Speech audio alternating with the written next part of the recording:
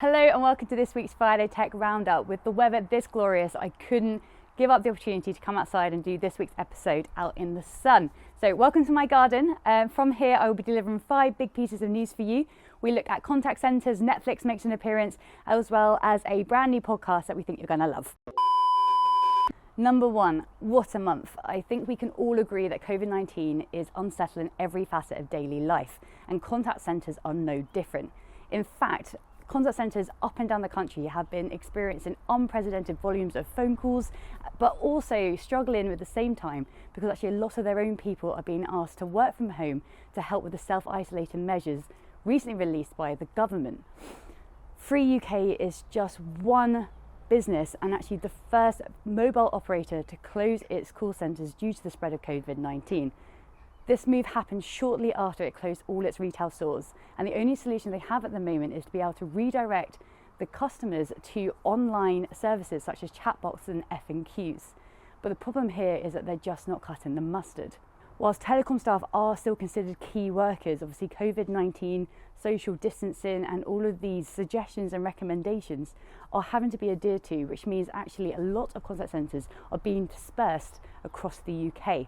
And actually many of them just don't have the tools or resources in place to enable their agents to be able to deliver the same customer experience.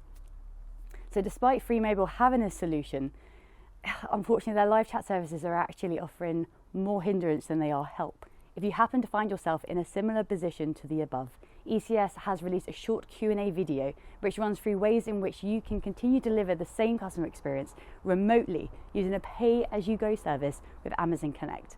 We've dropped a link below, so just head over to our YouTube channel and you can catch that, I think it's a 10-minute clip, which should hopefully answer some of the questions that you might be having. Number 2, good news, the public perception of big tech companies is changing for the better after an unusual willingness to offer aid in support of the COVID-19 crisis. The likes of Facebook and Twitter, who have historically shied away from intervening in matters of fact, are actually now prominently featuring links to high quality information from websites such as the World Health Organization and official government websites.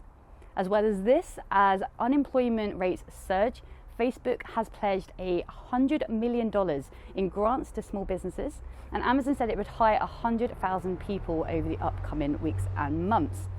Others are donating tens of millions of dollars to relief efforts, and we're also seeing a huge donation being made for safety equipment to get to medical organisations in need. These acts of kindness are giving big tech companies the opportunity to start to rebuild trust and goodwill with their customers and actually demonstrate that whilst technology is entwined in our daily lives, it is capable of doing good. And when it comes to it, actually businesses are choosing to go above and beyond to do good for its customers and the general public. Let's hope the good work keeps going. Number 3, half of all UK businesses have been hit by security breaches in the last 12 months, according to a new 2020 government cybersecurity breaches survey. This survey reveals that more businesses and charities than ever before have fallen victim to cyber attacks, but it also suggests that organisations are becoming more resilient.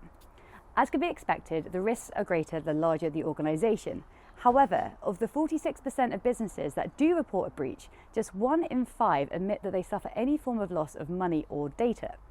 The survey also indicates that CEOs and other senior management have woken up to the exponential threat posed by cyber attacks, with 80% of these businesses claiming that cybersecurity is a high priority for their senior management.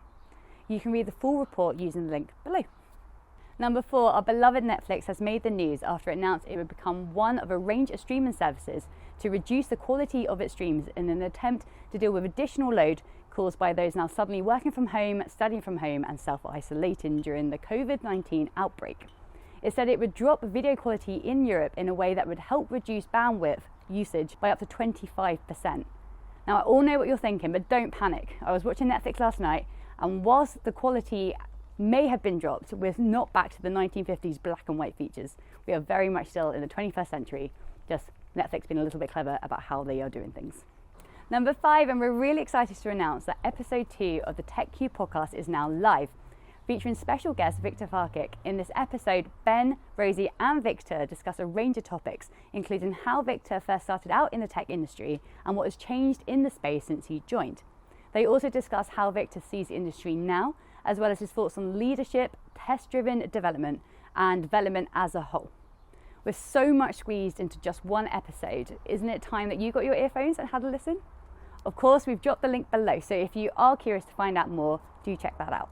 And that's it, we are out of news. Thank you so much for joining me in my garden for this episode of the Friday Tech Roundup. As always, everything we've spoken about has been dropped as a link below, so if you are curious, head to the description to find out more. We also welcome comments, so do reach out to us on LinkedIn, Twitter, and YouTube if you have any comments to add. Other than that, we hope you have a great rest of the week and we look forward to catching up with you next Friday. Take care.